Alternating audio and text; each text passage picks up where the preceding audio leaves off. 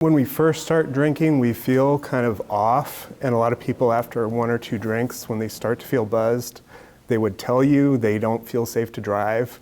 If they continue to drink, their body actually kind of gets used to the feeling of being buzzed, and they pay less attention to it. It feels more normal. What is the purpose of .05? It's education first and foremost, and it's deterrence. So it's educating people when they're safe and when they're unsafe to drive.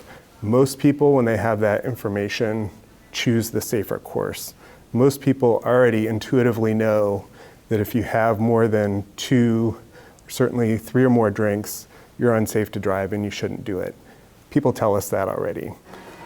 For that smaller subset of people who are more maybe younger, less experienced, maybe more risk-taking, that additional deterrence of maybe I'll get arrested is enough to kind of get them to think differently. We're liable when you come in and you have a glass of wine or 2 in our locations. We're liable for your behavior when you drive away from our locations. And so the okay thing at .08 is we can train for that. We can say, hey, what are the signs if you've had 1 too many, or if you had 1 before you came in? And now I can train my staff to see the signs. Veterans can pick up on overconsumption in those items, and we can cut you off.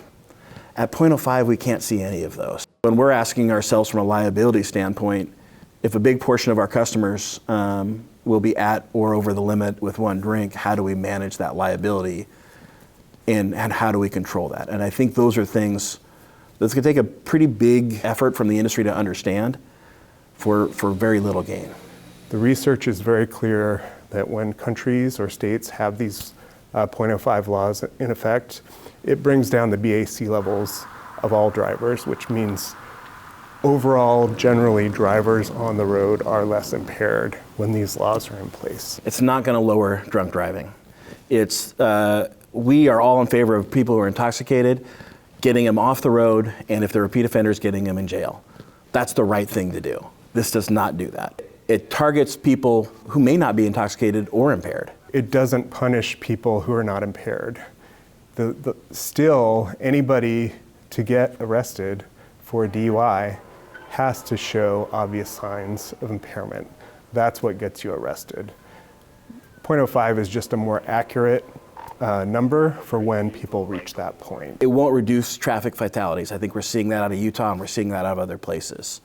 And all that to really have an impact on an industry that's really struggling right now. We just don't see the value of it. You can watch the rest of the interview by clicking the link below and check out the Impact Archive for more in-depth interviews you won't find anywhere else.